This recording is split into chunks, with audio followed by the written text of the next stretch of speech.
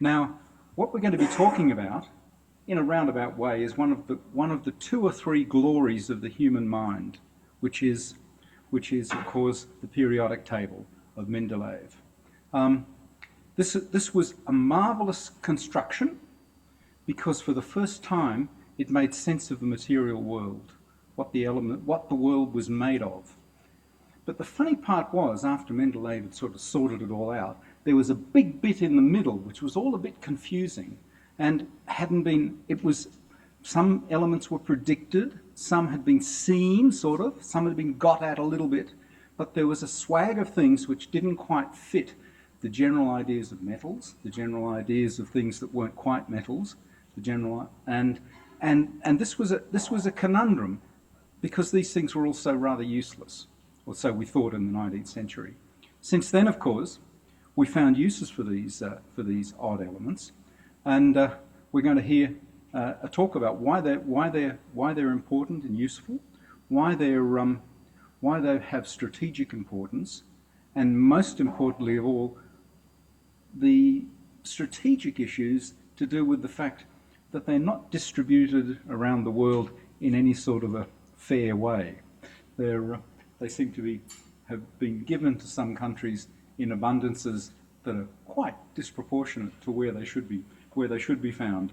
So our speakers tonight are Eugene Goltz from the University of Texas, and he's worked for the DoD, and he works on the economics of strategic minerals. And also Professor Dudley Kingsnorth from Curtin University, who said he's worked for a long time in the mining industry and also for a long time on rare earths. So we've got true experts to give us a guided tour of this issue. So gentlemen, they're going to present in their own inimitable bib and bub way. I'll hand over to you guys, and then after we've been given the lecture, we'll open it up for Q&A. Thank you. What I'll be doing this evening is talking about rare earths, giving an introduction to rare earths, saying what they are, giving an overview of the market. And then when I've done that, then usually we'll be talking more about the geopolitics. And as Roger said, after that we'll be having some Q&A.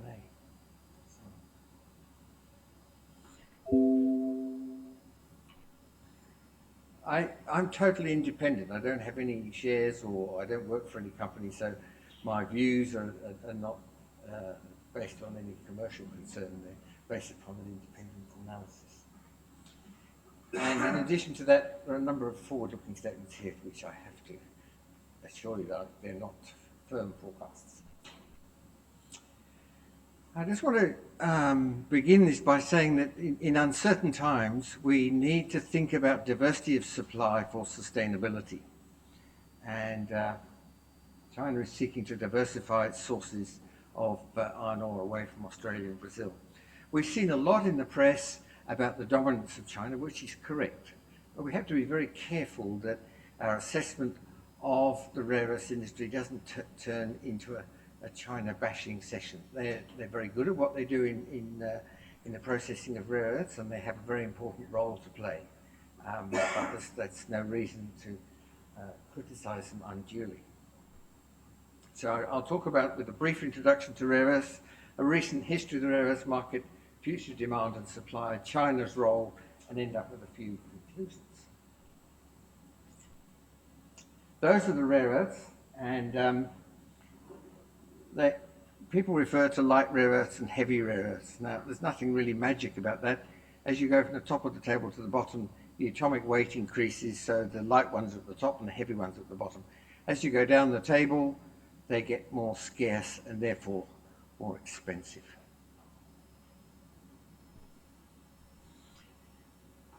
Rare earths have unique chemical, luminescent and magnetic properties, which is how they're found in their major applications. And the major application that's driven the industry for the last 15, 20 years is their use in magnets.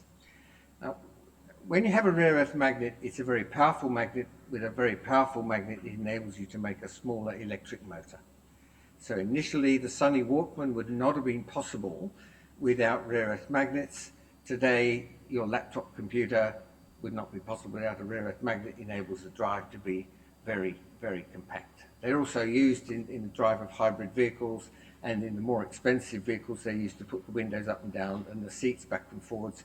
Because they're lighter, they can save a lot of weight in the vehicle and therefore improve fuel consumption. Rare earths are also used in batteries, in lanthanum nickel hydride batteries. That's a rechargeable battery. That's still the rechargeable battery of choice by Toyota for its Prius vehicle. When the Prius was originally introduced, it was thought that lithium batteries would have replaced lanthanum batteries by now, but it looks as though with uncertainties associated with lithium batteries, that's lanthanum nickel hydride batteries are going to remain the battery of choice for a while, which may create problems for a little while. Because the other major use for lanthanum is in fluid cracking catalysts. A catalyst that enables you to improve the efficiency of the amount of petrol that you are able to extract from a barrel of oil. For luminescent properties, rare earths are used in lights. Now, in the typical fluorescent light that you see up there, a meter long contains a gram of rare earths. If you want to know, it's yttrium, europium, and terbium, largely. But it's only a gram of rare earths, but those are very expensive rare earths. They're also used in polishing powders. That's primarily cerium. It's got a unique physical and chemical reaction. When I first started in the rare earths industry 24 years ago, that was a major use for rare earths. That was cerium in polishing cathode ray tubes. Throughout the rare earths market history, technology changes can often have a bigger impact on the rare earth market than growth alone. When cathode ray tubes were replaced by flat tubes, the consumption of cerium dropped significantly. And currently we're going through a phase where LEDs are replacing fluorescent lights, compact fluorescent lights. Lumen for lumen, light power for light power. An LED uses about 10 to 20% of the phosphors that a fluorescent tube does. So we're seeing a big shift in demand for phosphors. So I like to use the hybrid vehicle as a very fine example of the use of rare earths, and you'll see that in a number of applications in there. If you're wondering what UV cut glass is, that's cerium in the glass cuts down to the transmission of UV light in the car. Now that's not because the Japanese ladies want to retain a pale complexion. By putting 50 cents of cerium in the glass, you can save $2 to $3 in UV stabilizers in the plastic. So as you can see, rare earths have got a wide range of uses, and they're continuing to find new applications. Over the last few years, we've seen actually very little growth in the industry. And I'll come back to that in more detail, but primarily that's due to the global financial crisis in 2009 and the actions that China took in 2010 with respect to restricting supply and suspending shipments to Japan. It's worthy of note that in 2011, the year after China suspended shipments to Japan of rare earths in support of their dispute over the Senkaku Islands, that Japan invested $1.1 billion in replace, reduce, recycle rare earths. Now, to give you an idea of how important that was, at that time, Japan's consumption of rare earths was about $300 to $400 million a year. So in other words, they were prepared to invest 3 to 4 times as much as that to find alternatives to rare earths or better ways of using them. In actual fact, most of the money went into using them more efficiently. For example, way back then, in a typical hard disk drive, the weight of the magnet in the hard disk drive was about 30 to 40 grams. Today, that same magnet is 10 to 12 grams. So although we see that demand has not increased significantly over the last few years, rare earths are used in an increasing number of devices itself through better efficiency and in turn also better efficiency of extraction and processing. So the rare earths market today, when we talk about the rare earth market, it's always talked about in terms of rare earth oxide, REO. Total demand today is about 125,000 tons. The value of that market at rare earth oxide stage is only 2 to 4 billion, and I'll be returning to that. China is dominant, supplies about 90% and consumes about 70%. There are constraints that China has placed on the market to ensure it maintains its dominant position and continues to add value-add processing to create more jobs. In response to that dominance that China has, we have got 2 projects that are coming online at the moment. Lynas, which has a project in Australia, it's a mine and concentrator at Mount Weld near Laverton, and then the processing is in Malaysia, and a company called Molecule that has processing facility in Mountain Pass. Processing rare earths is really not like a mining operation, it's a chemical operation. And both Lynas and Molecule have experienced big problems in the construction and startup of their facilities, which has caused the stock markets great concern. There's some people who don't believe that they will exist in the medium and longer term. Personally, I do believe that they will, and probably sometime in the middle of next year they will be in a position where they'll be cash flow positive. Whether it's an acceptable return on the capital invested is another issue, but they're certainly very complicated operations to bring online and do take a long while, requiring a lot of expertise and a lot of money. In response to what happened in 2010, a lot of Western companies have put themselves forward as becoming new producers. There are about 200 projects out there at the moment. My best guess is 3, maybe 4 of them are going to be in production in 2020. A lot of opportunity, but significant risk.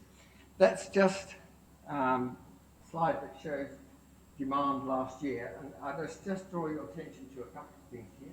If you look under the USA, that figure there, use in catalysts, that's because the 3 US companies dominate the production of FCC catalysts, so that's why that consumption is very high, and the US is a major supporter of Molecule, and Lynas being non-Chinese for the supply of that. China is the major producer of magnets, produces most of the rare earth oxides, but it produces about 80 to 85% of the world's rare earth magnets. And if anybody's got any questions, we can talk about that later. When we look at supply and demand, and the first table I put up talked about different applications, we look at the growth in each sector. When I forecast future demand and supply, I look at each sector and forecast a growth rate in each, and within that there might be some subsectors upon which that's based. Now, I don't propose to go through that table in any great detail. If people want to copy my presentation, they can have one if they email me, and I'll send it to them in PDF format. What I said earlier, magnets is dominant growth area, very important area. Phosphors used to be a very big area, used to constitute about 7% by volume and about 30-35% by value. Today, it's probably only about 4 or 5% by volume and only about 20-25% by value. Whereas the magnet sector today constitutes about 25% by volume and about 50% by value. That's just a summary of how we see it over the last few years. When you look at the rare earth market, you cannot look at it as one whole amorphous mass of rare earths. There are 17 rare earths, and when the rare earths industry meets at the major conferences every year, the major issue is the issue of balance. The ratio in which rare earths are consumed doesn't match the ratio in which they're produced. And so therefore, at any one time, there's rare earths that are in surplus and rare earths that are in short supply. When we look forward, there's a surplus of lanthanum and cerium. Those are 2 right at the top of that table of rare earths that I see there in greater abundance. Typically, in a project that has light rare earths, they constitute about 70% of the volume. In terms of heavy rare earths, looking forward, there's an issue there where supply is going to fall well short of demand. and that's where illegal production in China comes on, and I will return to that.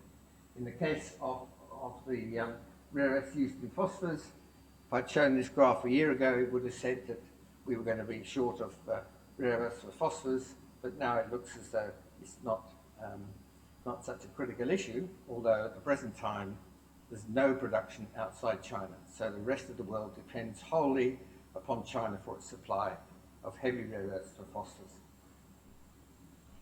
So China takes a very long-term view of things, and they started on this journey of rare earths back in 1970, and progressively over the last few years they've gone further and further downstream, adding value, creating jobs.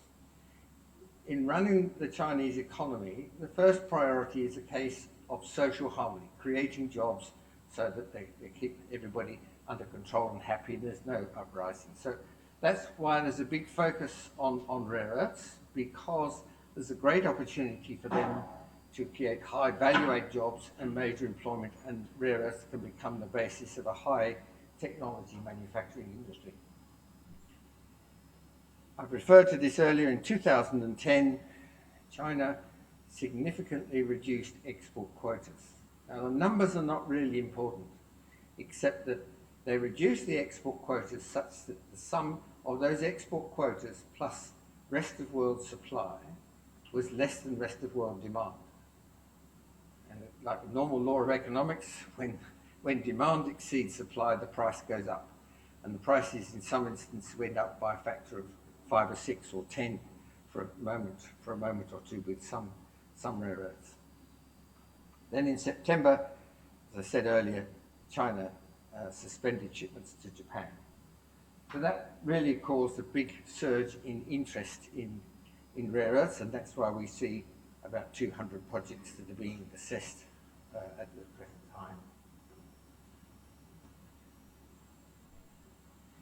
So how does China control the rare earths? It has production quotas in place, but unfortunately those production quotas don't produce enough rare earths to meet demand. They're trying to eliminate illegal production, but that's not successful because in the case of magnets, demand exceeds supply. There have been many tales in the past about their poor environmental management. The government is making efforts to improve that, but it is taking time, will take a while before they meet international standards. Earlier this year, there was a decision by the WTO that these practices that they had in place, export taxes, export quotas, to persuade people to persuade overseas companies to locate their manufacturing facilities utilizing rare earths in China, were illegal according to the rules of the WTO. So the WTO said those practices are not allowed under the rules of the WTO. China appealed and the decision was confirmed. At the present time, China is negotiating with Japan, the EU and the USA, who brought that action under the WTO, as to how they're going to, what measures they're going to put in place or withdraw to make sure they abide by the rules of the WTO.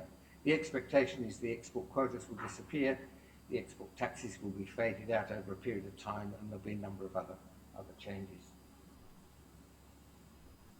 This illegal mining, until a couple of months ago, I thought was probably 15 or 20,000 tons.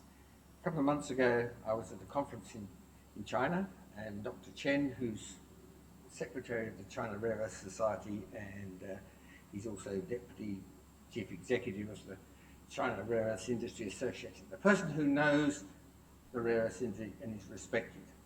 That's the slide that he put up. In summary, according to the 5-year plan in China and according to the production figures, last year they produced about 21,000 tons of neodymium and praseodymium, which are used in rare earth magnets. But in order to produce the 36,000 tons of magnets, in actual fact the consumption of neodymium and praseodymium that went into production of magnets and other applications of neodymium and praseodymium was 36,000 tons. In other words, there was a shortfall of 15,000 tons. So China, or the world as a whole, is relying upon illegal mining and production in China for 40% of of China's rare earth magnets, or about 35% of the global or world demand for rare earth magnets. And this is a matter of great concern because it makes it very difficult for people to plan long term if they know that a major component, a major part of their manufacturing process is based upon illegal production. That's a slide. So what China is also doing, it's not only going downstream, it's vertically integrating. What it's doing, it's selected 6 major state-owned enterprises to be the vanguard of the industry and carry it forward. This enables China to have greater control over production and prices. Now, it's a different scale, but in China we have 6 state-owned enterprises who control about 90% of the production of the world's rare earths. OPEC, which is a loose association of 12 countries, controls about 40% of the world's production of oil. It's a very different scale. As a colleague of mine at Curtin University says, China and rare earths is like OPEC on steroids. So it's a pretty powerful tool that they have to control production. So as I said, China is progressively moving downstream the rare earth supply chain to create jobs and a high technology manufacturing industry in the interest of social harmony. And this is what pictorially one could see happening, is that there's more and more jobs shifting to China as they progressively go downstream, persuade manufacturing companies to relocate their manufacturing facilities in China where they have ready access to rare earths at a lower price because they're exempt from the export taxes. This is real. I was in Europe last week. This is of real concern to Europe because what they see is that jobs are being lost from Europe to China. China is making the most of its rich abundance of rare earths for its own economy. So for the rest of the world, this is a real issue in that China can become very dominant in the manufacturing sector, and what we need to do is to look to diversifying our sources of rare earths to ensure that we retain a fair portion of manufacturing industry outside China. And with that, I'll hand over to you, Jack. I'll do my best to follow on to Douglas' introduction to the rare earths industry. So we tried to coordinate a little before. Hopefully we won't have left gaps. So normally I would also present a little bit of an overview about the rare earths industry, and I sort of figured Douglas covered that, and I'm hoping to build on what he had to say to talk about my own views of the type of vulnerability, or really what I would say is actually not that big a vulnerability because of concentration in the rare earths market. So, a little preview of the end, simple commodity or strategic vulnerability, I come down somewhere in between, but closer to the commodity side, right? I say, this is an important, it's a valuable commodity, there's money at stake, but whether it's strategic or a critical vulnerability for countries in a national security sense, that's another matter. So I guess I should start though by saying, like Douglas, a little bit of a disclaimer. I got into the rare earths business. I started learning about this when I was working in the Pentagon. Prior to that, I had a background in economics and national security, which is kind of what I do for a living as a professor. But so I ramped up my knowledge, but I was one of a whole bunch of people working on this issue in the Pentagon. I'm not responsible personally for all the major policy decisions, any of the major policy decisions. I was part of the process. And what I say now is speaking for me as an analyst, not for anything official. Also, I would say, I'd like to thank one of the wonderful things about working at one of the biggest research universities in the United States, the University of Texas at Austin, is we have a wonderful array of research centers that have been endowed for various reasons. And we have the Edward A. Clark Center for Australia and New Zealand Studies, which sponsored my trip here. I'm very grateful to them. So Edward Clark was the ambassador to Australia during the 1960s, and there have been strong UT ties to Australia going back much longer than that, but they raised an endowment to formalize those ties and named it for Ambassador Clark, and were much in favor of strong ties between Texas and Australia. So what I'm going to talk about today mostly is about whether there's any geopolitical leverage in the rare earths industry. So whether you can gain political advantage by manipulating the rare earths market, by saying, well, we're not going to sell as much, I'm not going to sell to you, only to you. Somehow, by having a government intervene in the market, generally on the supply side, to gain to coerce other countries, to gain important political leverage. There are other things that might lead you to think there could be a geopolitics of rare earths, the way we talk about geopolitics of oil. People have questions about other issues, other international political issues that pertain to rare earths. I'm happy to talk about those, but in a short presentation, this is what I'm going to focus on, just for a few slides and a few comments. And so I thought I would start, the way I was going to work through this in just a couple of slides, I'm going to talk about, in principle, what would make an industry or a commodity a source of geopolitical leverage, a source of political influence. And then for a couple of slides, I'll talk about what made people think in 2010 especially, at the peak of the crisis when China allegedly embargoed exports to Japan. I'm just going to point to Dudley and say he said they really did it, and we're going to go with that. And at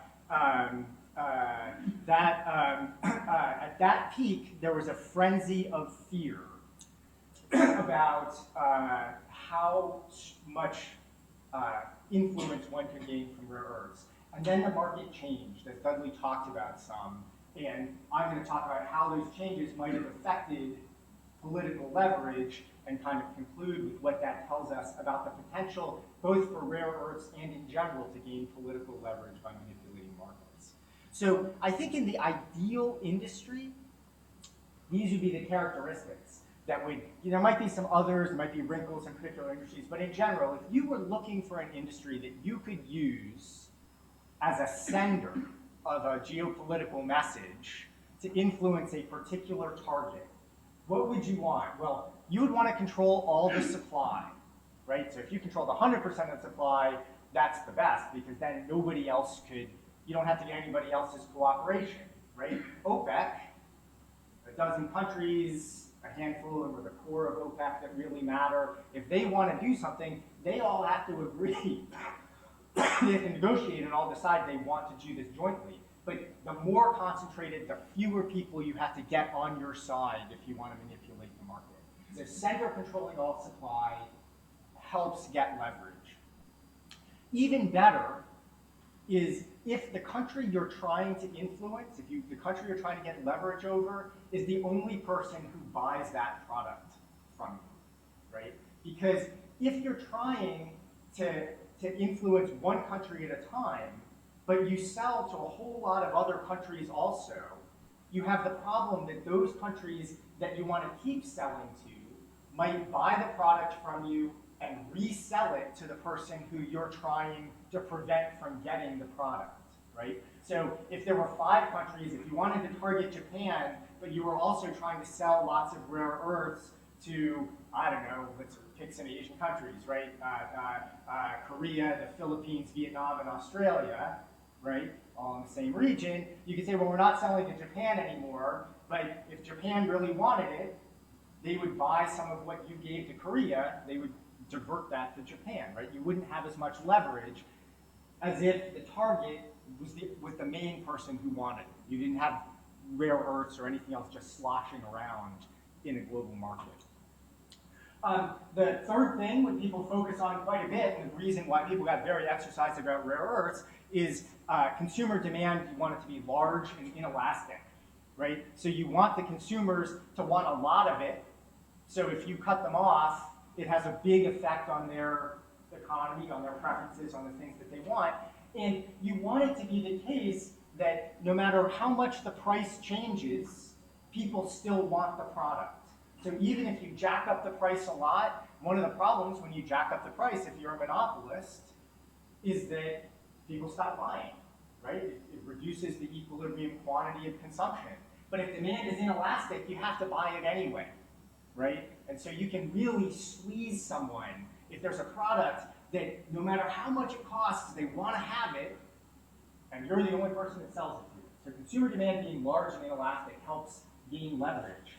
And that's one of the things that contributes to that is if substitute products are lousy, right? So you can't switch it out for something else. And these two things combined is what people really thought about rare earths. So I didn't keep a slide about this, and I'll just highlight what Dudley said. He went quickly over that graphic of all the uses of rare earths. People talk about rare earths like fairy dust. They're wonderful magic you can sort of toss into all kinds of industrial processes, and poof, wonderful things happen, right? It just makes, makes them better. It makes all kinds of great things. And so these are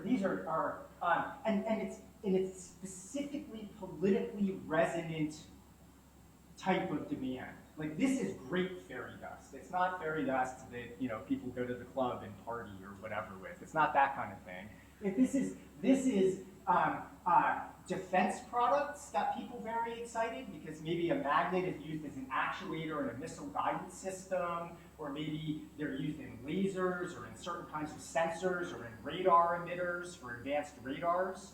These kinds of things. So defense, that sounds scary to people. It makes people think, oh, it must be strategic.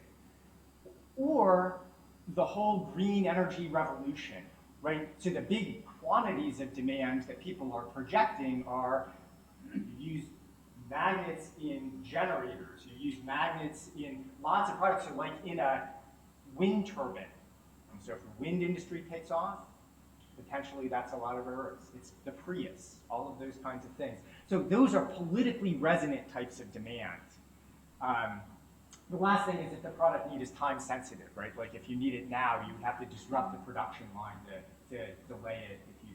That would also increase the leverage. I'm not going to focus on that. Anyway, so to briefly recap some of what Dudley was talking about leading up to 2010, the Chinese sort of took over the market, increasing in the 1990s. The main non-Chinese mine, in fact, the mine that historically supplied much of the rare earths consumed in the world in Mountain Pass, California, closed in 2002, left China dominant in the market.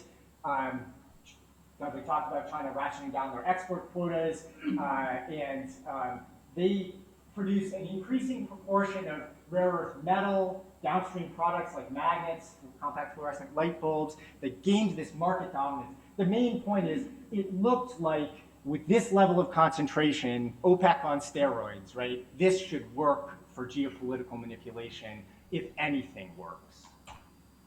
And of course, on the demand side, it also looks good for geopolitical manipulation, right? So these kinds of products were very sensitive products. They're products that people cared a lot about. There were a lot of products. It was spread across the economy. So people draw links.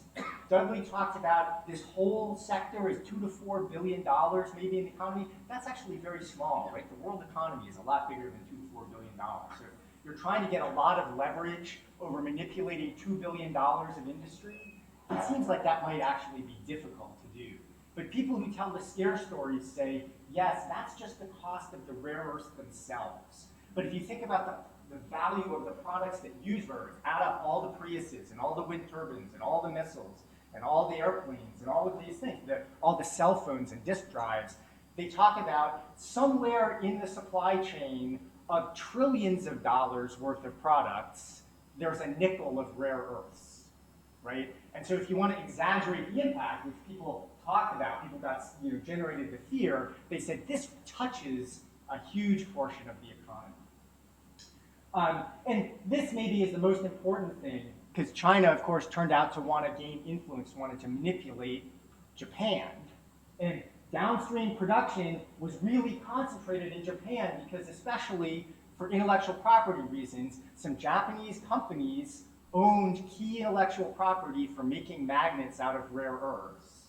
And as a result, for intellectual property reasons, there was concentration in the downstream market that made that downstream market vulnerable to Chinese upstream manipulation as of 2010. So the market is large, important, inelastic, and relevant to politics, especially in Japan. So it looks like this is a good scenario for geopolitical manipulation. But the truth is, it was only for an instant. It was fleeting. So you can't, so sometimes everything aligns just right, and you have a second where you might get leverage. But then, poof, Kaiser Jose vanishes, right? The leverage goes away. I don't know, you guys may not remember the movie The Usual Suspects, but there was just a second when there was a moment of leverage. But private investors, this is the interesting thing. People saw long before the crisis that there was an opportunity because they understood that people downstream who were buying rare earths products were going to be nervous about a Chinese monopoly.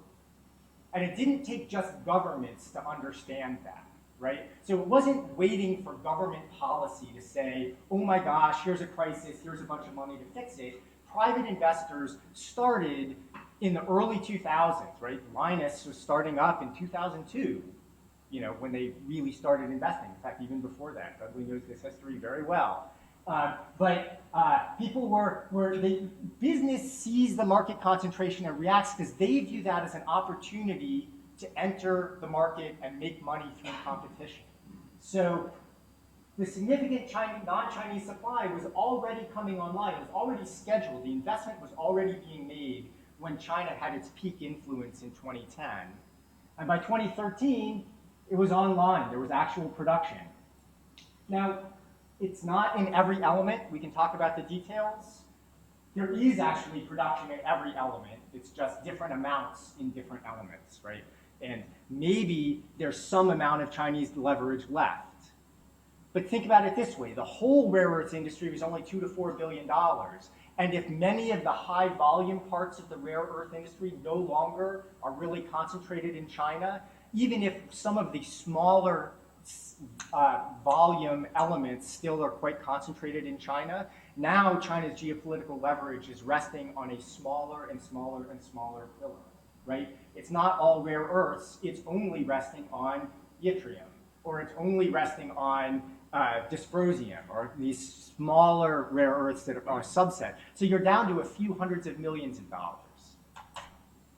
On the demand side, we had adjustment too. Dudley talked about this some, so I won't spend much time. But the main point is there's actually innovation happening in the rare earths industry. And many people feared that because China was dominating the production and dominating the manufacturing, has so many scientists working on rare earths, that China would get a lead that no one could ever catch up to. And that really hasn't proven to be the case. In the past 5 years, there have been quite significant innovations in the rare earth industry in all phases. Kind of new techniques used in mining and separation, ultimately in recycling as a new source of demand, and especially in magnet production that demands less rare earths for equivalent magnetic capabilities, right? All of these innovations are happening outside of China, right? Now, some of the production ends up in China, whatever, but there's all kinds of smart capability outside China. That just because China is producing the products doesn't mean China is gaining a huge intellectual edge. So I don't want China to be a big bogeyman. So the bottom line, is there a strategic vulnerability? Well, I think the answer is they had a brief window in which they could manipulate the market for political gain. And so in this alleged embargo case, you know, the New York Times wrote that Japan suffered a humiliating defeat. And I don't really think it was that big a humiliation because it didn't matter in the end. So Japan gave back the captain of a fishing trawler that was badly behaved to the Chinese. They didn't put the guy in prison, they gave him back. But China did not get the islands, right? The islands are still administered by Japan. The international legal status of the islands has not changed. No country in the world said, oh my gosh, China has leverage in rare earths. We're going to recognize China's claim to these disputed islands, right? They got very little for all of the hoopla over rare earths. And it turns out, in peacetime, in normal situations, China has a big role in the industry. But there's a complete supply chain outside of China. It's not very big, but for high priority uses, if push came to shove, you can do pretty much everything you want to, completely leaving China out of the picture, right? And the question is, so in peacetime, when China's offering things cheaply, you buy from China. But if China wanted to mess around, do you have alternatives? And the answer is yes, right? So I would say rare earths are a valuable commodity. I think the market's growing. I think it's a very exciting product. It's very salient products. I think there's money to be made in this market. I think many investors are going to lose their shirt because there are 200 companies running around and not that much room for that many companies in the market. But somebody, not sure exactly who, I have some ideas, but I'm not going to forecast. I'm not a crystal ball guy, right? Neither is Dudley, he says. But somebody's going to make a lot of money, right? But that's different from strategic. And so I'll just leave you with this. I wish there was a better cover, but on Monday, I had a report published by the Council on Foreign Relations in the United States. You can find on this at this website that talks about some of these strategic issues. It goes into some more detail. Anyway, if you're interested, I hope you'll look up the Council paper, and we're happy to talk more and answer some questions. So thank you. George Brennan from the Security College. I thought I might invite you to expand a little on how you're thinking about national security. It almost seemed like you were saying national security in this context equals strategic defence needs, and I imagine it isn't quite as narrow as that. So, can you just maybe give us an idea of what you've got in mind when you talk about when it comes to it, we can meet our needs, and that might prompt a bit more discussion too. Sure. So defining national security, not easy, right?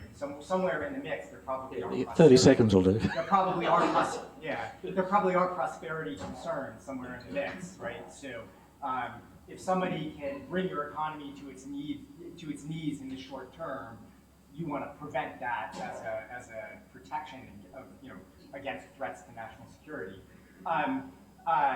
The truth in rare earths is there's a whole range of essentialness in the consumption of the products, right? So you can go online if you want, go to Amazon. I assume it's true in Australia, not just in the United States. And you can order yourself some rare earth magnets that are a toy for your desk, like an executive toy, little balls of rare earth you can jump on and snap together. They're really cool. We don't really need those, right? They're kind of cool, but or fancy headphones. Dr. Dre's company, Beats Inc., uses a fair amount of rare earths in their Bud headphones. That's not national security. I mean, it's nice. Like, don't get me wrong, I have nice headphones. I just flew across the Pacific, and I was glad. But you can get rid of a whole lot of the important demand if there's a price spike or a problem or someone manipulating it, and it's clearly not a national security threat, it's an annoyance, right? Now, it's not just defense needs that might be noticed by politicians to the point where they would think it's national security, right? But if you're trying to think of an interruption in the market, a disruption in the market that's big enough to qualify as national security, it's got to be pretty big. So defense needs in the United States vary, for example, element by element, but generally they're less than 10% of total consumption, right? And there's just enough rare earths sloshing around that even moving beyond defense to other things you might think of as critical needs, you can satisfy that with stuff that's sloshing around and with on-the-fly innovation, those kinds of things. Liz Bolton from the Fenner School, which is the environmental area of ANU. I was just wondering if you had any comments about the environmental impacts of mining rare earth minerals and if that presented any problems for China. You know, you hear about these environmental riots and things, and I'm not exactly sure where these are located within China, and if that has any importance at all. Thanks. It has a big impact in China, and they recognise that. But the rare earths are so important to them that the pace at which they're enforcing that better environmental standards is very slow. Particularly now we realise that illegal mining is such a large portion. I think original equipment manufacturers will put more pressure on China to reduce the amount of illegal mining that's taking place. Keith Bradshaw, you'll probably be aware, did an excellent series of exposure articles on the impacts of illegal mining.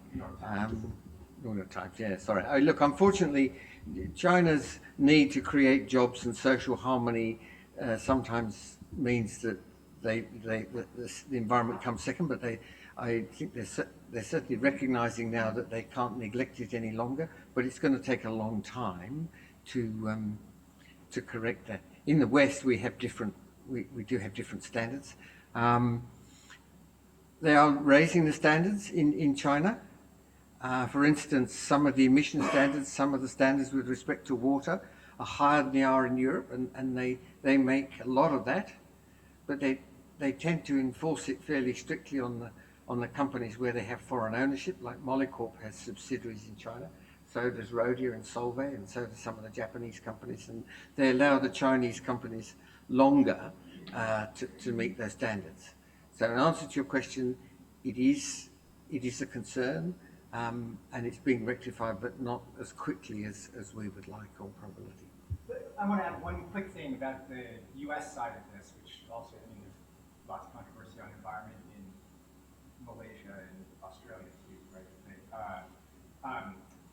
Many people think Molycorp got closed down in 2002. It's, you know, that mine in the U.S. was open for a long time, closed for a few years, and now it's reopened.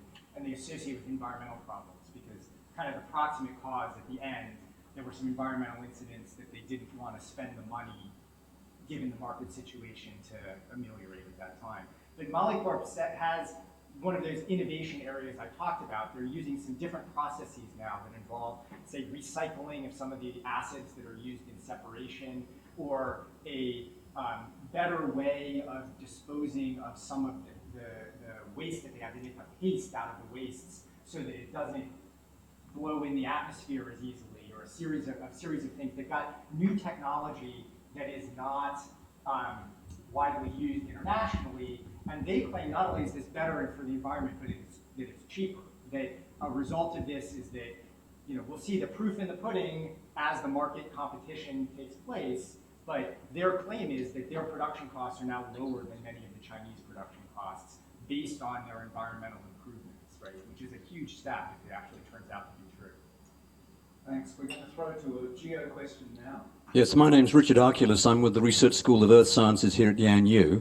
I've got a couple of questions, actually. You might regard the second one as unfair, but the first one, as an investor, the illegal mining sounds really quite attractive. There's an opportunity to make lots of cash if we could get into it. But the second one, is there another metal or metals that you think are closer to your definition of strategic vulnerability, such as the platinum group metals? If you're a consumer of rare earths, the illegal mining is great, right? So especially the parts of China, I don't know if Dudley would want to say this or not, so, you know, maybe he'll want to chime in, or maybe he'll want to run away from this, but the parts of China where they have the biggest difficulty in enforcing the rules are in southern China. It's the most mobbed up part of their rare earths business, and that's the part of their rare earth business that produces the things that we think are scarcer and we're more worried about. So the southern Chinese are where they produce the heavies, and so the fact that the government can't control the illegal mining of precisely the things that they might be able to get leverage out of if they could control it suggests that the consumers, now nobody wants to rely on illegal mining, as Dudley was saying, because you don't know if that's reliable supply. Like, what if they did successfully crack down on organized crime? But But the fact that it's so hard to crack down on organized crime suggests to me there's a pretty reliable supply of heavy rare earths. And that makes me more comfortable on the demand side. Are there other things that are real vulnerabilities in the economy? Yeah, I mean, from time to time, like these things pop up, but in general, they're fleeting and are easily exaggerated. So in just a few years in the United States, we've gone through panics on national security grounds about titanium supplies, about beryllium supplies, now about rare earth supplies. There was a mini one about lithium that is coming and going, and no one knows what's really. These things all turn out to be not as big a problem as people worry. Like we've never had one that's turned out to be. Never is a long time, so don't take that.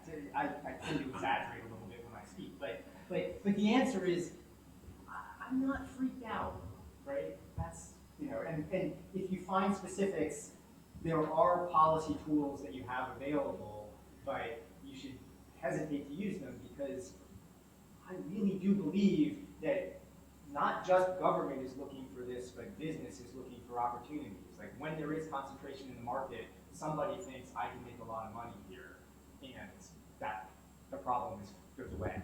Well, I do like that definition of organised crime, the positive spin on it. It's reliable. It's wonderful.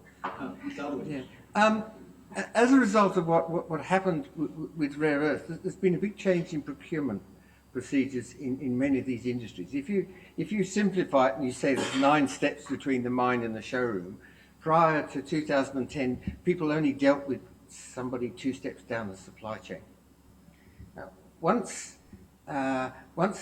people realized, I mean, people in BMW didn't really know quite what rare earths were. They sort of did, but somebody bowls into their office and says, well, as a result of what's happened in China, the price of the motors that puts the windows up and down and the seats backwards and forward is going to double next year, and we're not sure whether there's going to be enough in 2 or 3 years' time.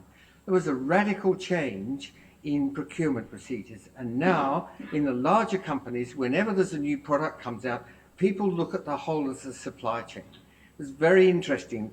In 2012, I went to Europe on a visit, and in 3 major companies, they changed their procurement director, vice president, whatever you thought they were, and the person in charge was somebody, in each case, was somebody who come from research, who understood the total supply chain, what happened at the front in terms of mining right the way through.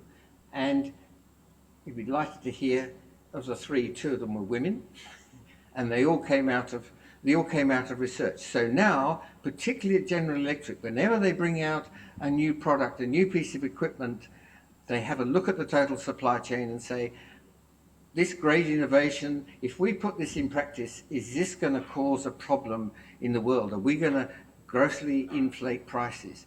And it is something that's now very much part and parcel of development of a new product. So I'm afraid to be a procurement director, you no longer have to be a smart-ass lawyer who can negotiate a good contract. You've got to understand the supply chain and negotiate with everybody along the supply chain to make sure that your process is the most efficient. Hi, David Goyne. I guess I'm here really to satisfy personal security. Great presentation. I really enjoyed it, and very good economics, I think. Look, 2 questions, I guess. One of which is illegal supplies. Are they people running a legitimate mine diverting part of their production, or are they separate holes in the ground, completely illegitimate? And 2, what are the barriers to entry for other people opening up a mine to compete in this market? As Eugene said, a large part of this illegal mining is in the south, and it's where they mine these very high-value rare earths. Without getting into too much detail, the rare earths occur in the ground in clay, and what they do is they inject acid into the ground and they dissolve the rare earths and come up to the surface, and then as a result that they pollute the water resources. And because they're high value,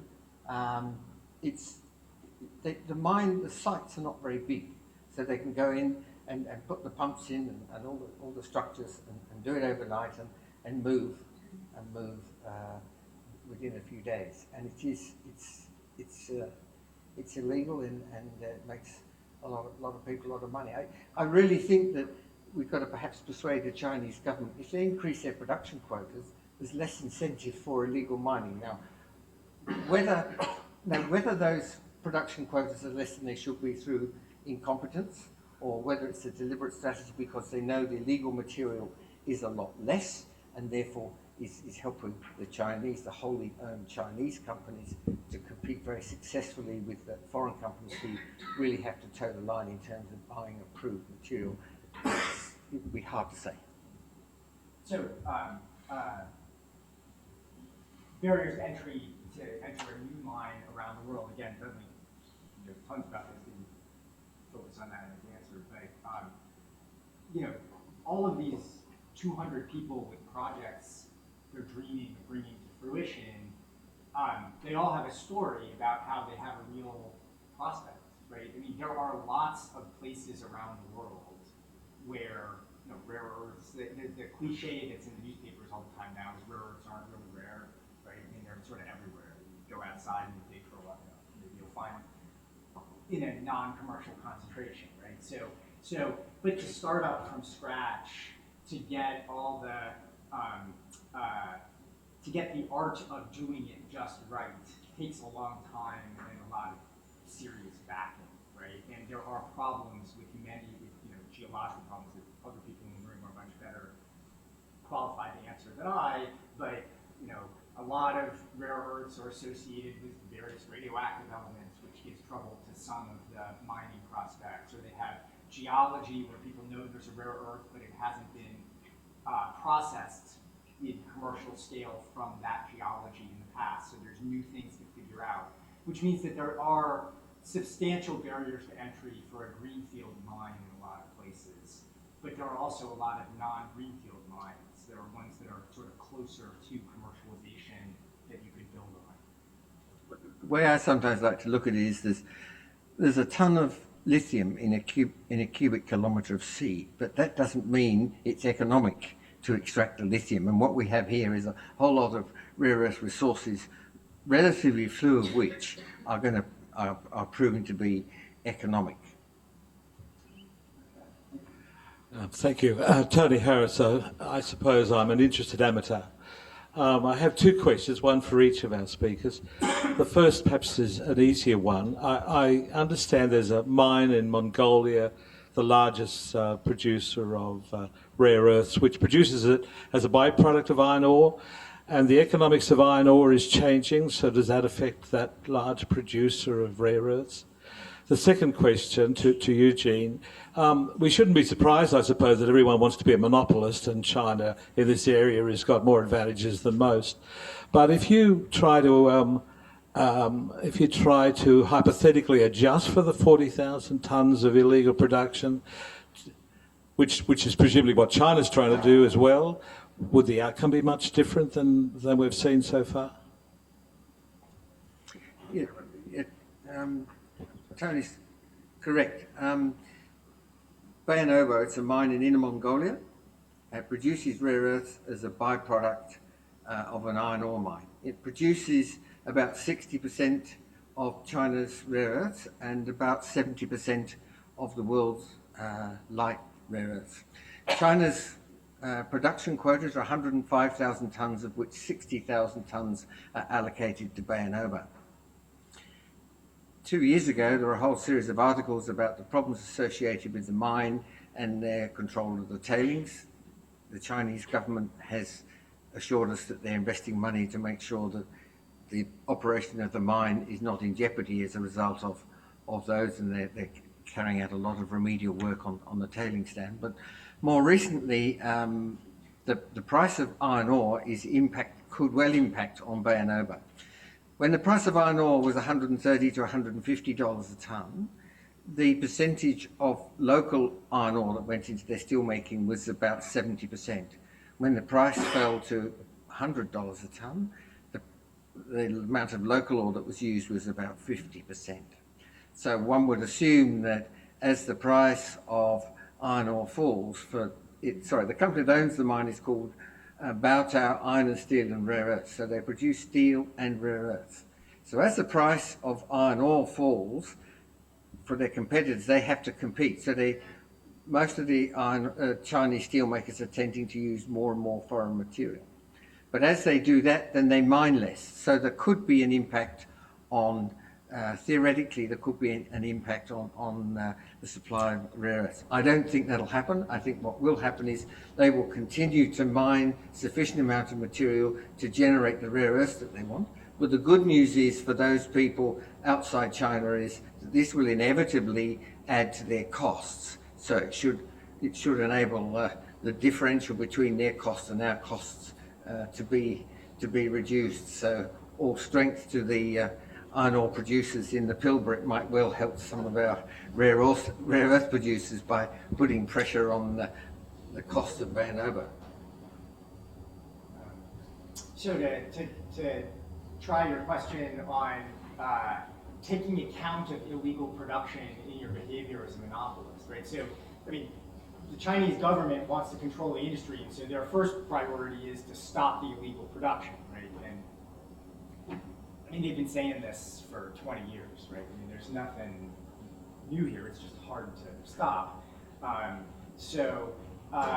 Yeah, I mean, in principle, what a monopolist would do in kind of an economics model would be to say, at whatever price I'm setting, I need to take account of the competitive fringe, let them peel that off in the market and say, now how much demand is left for me as residual demand as a monopolist, and then I'll set my production accordingly, right? So there's the fact that there is a competitive fringe doesn't stop you from gaining market leverage, from gaining rents, but it probably does stop you from getting geopolitical leverage in terms of the ability to do a complete cutoff, to bring someone to their knees, or to threaten to be able to do that, to make them cave in on something that matters to them, right? So, you know, if you imagine the kind of scare stories that people told in the US press at the time, you know, in 2010, 2011, they were talking about, well, if the US is in a conflict situation with China in the future, not that we would ever think that could happen because we like China,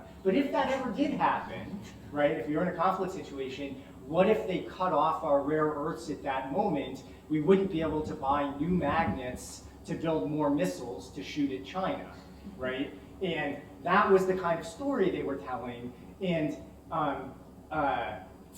the first thing to point out is we already have a lot of missiles to shoot at China, and those missiles wouldn't stop working just because we couldn't buy rare earths at that point, right? But also, the amount that we would be buying for new missiles to shoot at China is not, you know, it's not enough to overwhelm the other sources of demand. So again, it's not getting you in a national security sense.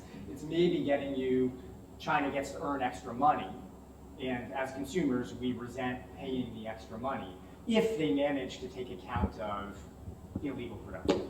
Llewellyn Hughes from the Crawford School here at the ANU. We are in Canberra, so I thought I'd give both of you the opportunity to talk about what you thought, given your understanding of the issue, what you think the optimal policy should be for governments, both to Dudley in Australia and to Eugene in the United States. You could think about that in different ways. It sounds like national security should be relatively disinterested, and you know, the WTO is a useful avenue to think about issues of market power. But national security policy might be one area you could think about. Reducing the market power of China, that is kind of dealing with monopoly issues, might be another area in which you think national policy might play a useful role in either country.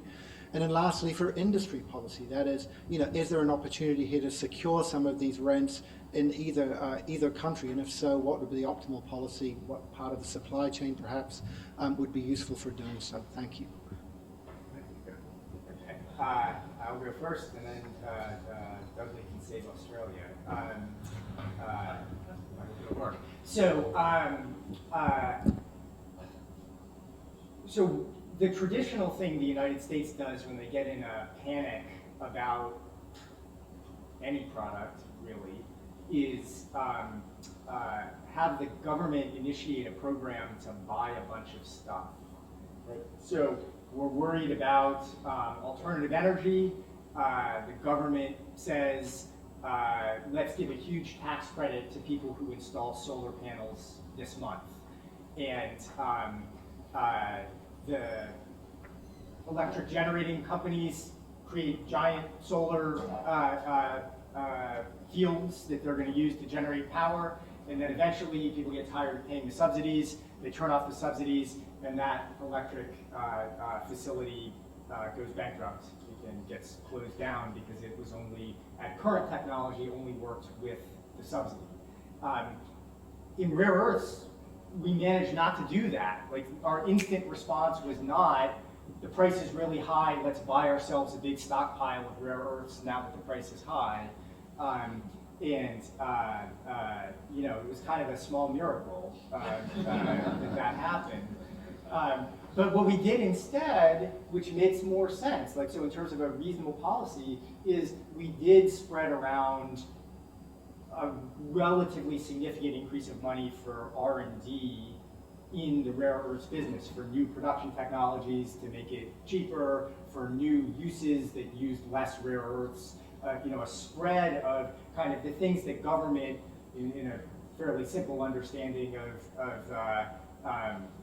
you know, the government's advantages and disadvantages of spending money in an area where you could easily tell a quite reasonable story about a market failure that justifies good government spending, would be at the front end of the R&D process. And that's, you know, I think a very reasonable thing to do in areas where you identify critical materials shortfalls. So, like, when people say, well, you should have a policy to expand production capacity, which the United States has actually done in some of the other metals crises we've had, usually that means government subsidizing expanding production capacity with current technology, which would have already existed if it was good, you know, competitive technology. So it's a money-losing proposition to subsidize that. Better to subsidize developing the new technology for the future. Think about the future, not the present.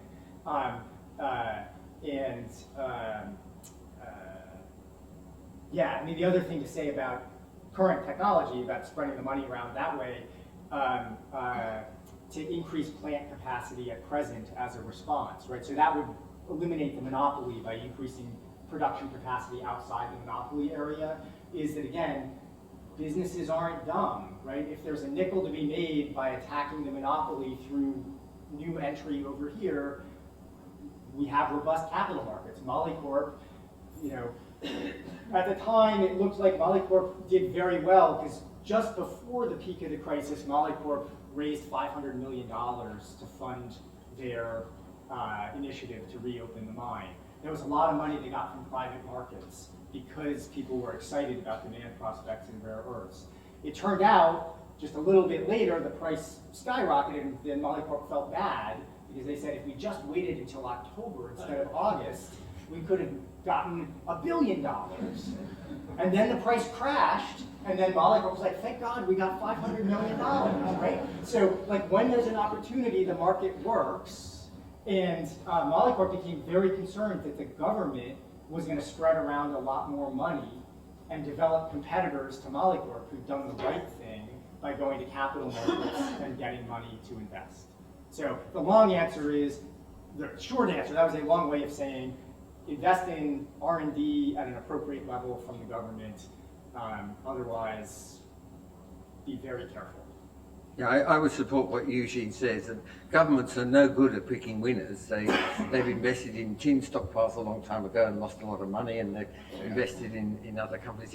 In the States, they've actually put a lot of money into something called the Critical Materials Institute, and they've been promised $25 million over 5 years, and that's got to be matched by industry.